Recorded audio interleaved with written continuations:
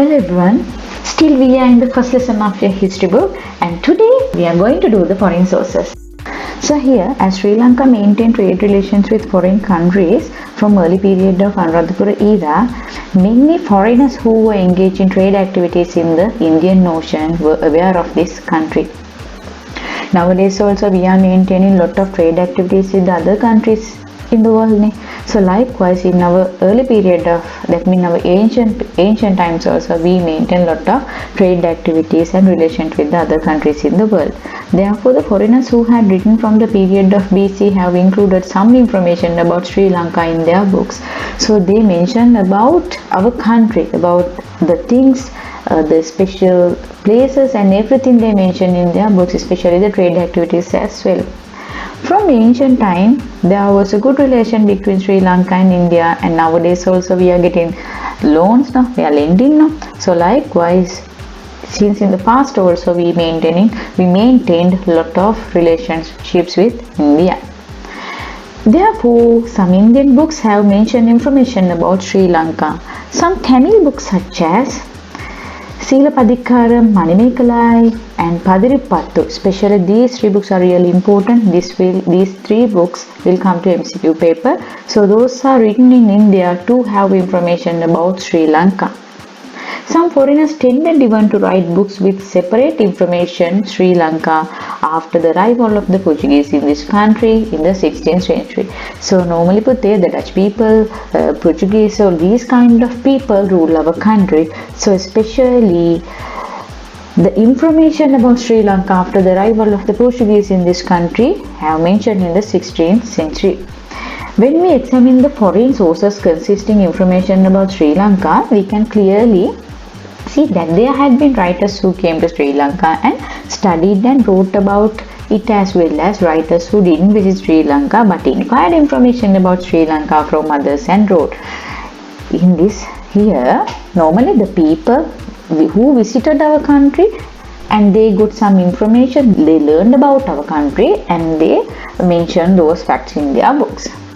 But there are some people, they did not visit our country but they inquired about our country and they wrote about our country. Okay, so here uses of literary sources. Before I enter into this part, so here let me to explain this to you. Uses of literary sources. What is the purpose of using these kind of literary sources? So here Pute, normally literary sources, it consisted of lot of political, social, cultural and each and everything it's consisted in the literary sources. So when we are observing, then we can get a clear knowledge about these kind of our past events and all. First one, to prepare the historical chronology. In each and every book, each and every source, literary source, they mention clearly about the time duration and all. So to prepare the historical chronology, we have to use the literary sources. Number 2, to obtain information about the political, economic and the social affairs in each era. So here, if the literary source has composed by a Theru, normally it may consist of lot of religious activities and religious things, facts. But here, if it's composed by a normal person like us, there can be lot of political, economic, social and every religious and everything can be seen in the source. Number 3, to substantiate the information provided by the one source with another source, we can compare these kind of facts with one source with another. Number 4, to study the international relations of a country. In this regard, foreign sources are very important, and here in this table you can see there are 5 countries they have mentioned, but there are a lot of countries that we maintained these kind of relations with. Okay, if we take the Chinese source, so here we can take here Fajan Thero's traveling accounts on Buddhist kingdom. Arabian source, Ibn Battuta's traveling accounts. Portuguese source, Ribeiro's book on Sri Lanka, Ribeiro's Lanka history. Holland source, the book on Philippus Baladius, the Sri Lankan Chronicle of the Baladius. English shows Robert Knox's book and historical relations of the island Ceylon Sinhala translation එදා හෙළදිව, and I am not going to explain more over that. And here these points are really important. These are the records and authors who came to Sri Lanka and wrote about our country. Okay, so here these are the countries which we maintain relations.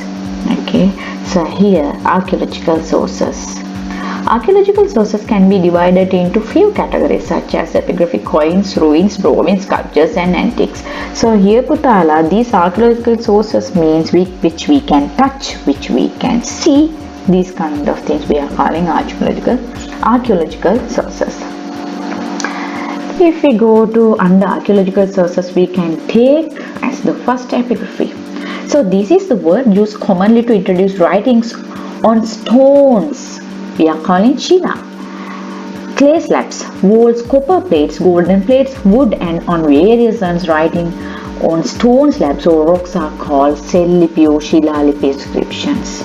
Normally, Panakaduva and all, there are some especially copper plates and all we can see they are coming under epigraphy. So it mentions the timely important things, the things, what have they done in those kind of that means they have mentioned clearly about the areas and all, especially time durations in these kind of epigraphies. Inscriptions, Sellipi. According to the shapes of the stones on which writings have been inscribed, the inscriptions can be categorized as cave inscriptions, rock inscriptions, we are calling Girilipi, pile inscriptions, Stanlipi, slab inscriptions, Puvarulipi. And seat inscription, Asana Lipi. These where there are various kind of inscriptions. The oldest inscription in this country are named Brahmi inscription. Underline now itself. The oldest inscription in our country are named as Brahmi inscription, and they were written to record the events such as offering to caves to bhikkhu. Okay, so these inscriptions were written to record the events such as offering to caves to bhikkhu. These inscriptions are important to understand the history of the ancient society and the expansion of settlements. Now here we are in this time. So before that, when we are looking at our past event, here we can see the expansion of settlements can be seen. To learn about that, we have to use these kind of sources. Writing on inscriptions had continued from the 2nd century BC to the period of Kandyan kingdom. Before I go to this part, look at this picture. This is the Claudius Ptolemy, a Greek Roman, lived in Alexandria between 90 to 168 AD. This was a geographer. He drew a map of Sri Lanka. This person drew a map of our country. So, after the 2nd century AD, inscriptions were established to write records on various events such as offering promises to temples, administrating temples, informing government laws to people, charge taxes, reiterating, forgiving convicts, and appreciating the service of some people. Especially nowadays, we are using the government, they are sending messages to the public by using through the technological equipments and social medias as well, but they did not have those kind of facilities. They wrote everything in the inscriptions. When we are talking about inscriptions, Putala, the king Nishanka Malla, he did that means he wrote in his inscriptions, we can see lot of exaggerations about himself. He wrote a lot of things in his inscriptions. So there are some kings and their ruling period, so they have mentioned clearly everything important things in inscriptions.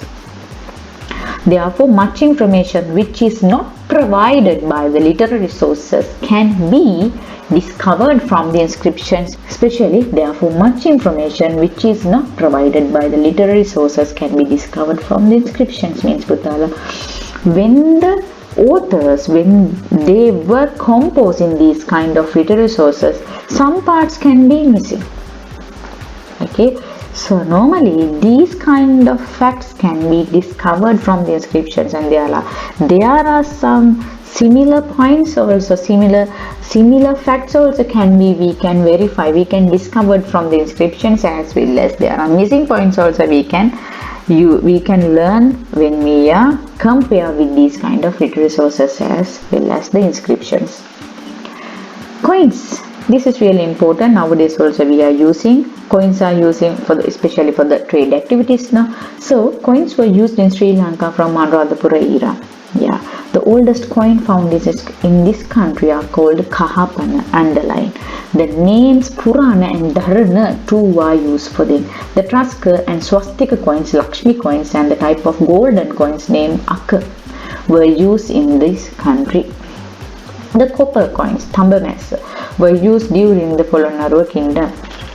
The coins needed for the country were produced the country itself, and even the molds which were used to produce coins have been discovered in excavation. When the people were doing archaeological excavation, they found these kind of molds. The country produced coin, the country itself. So we can prove these kind of things when we are referring the coins from the archaeological excavations. Okay, but there are, apart from the local coins, not only the local coins, they found the Roman coins, Chinese coins, Indian coins as well. In that point, we can come for a conclusion. We can verify that we maintain some trade activities with these countries as well. In studying the economic condition, trade and use of metals, coins are an immensely important source. The study of ancient coins is called the numismatics. Okay, Putala. I hope to explain this table and the ancient ruins from my next part. And here I think you will have the clear knowledge, the understanding about this lesson, and see you soon.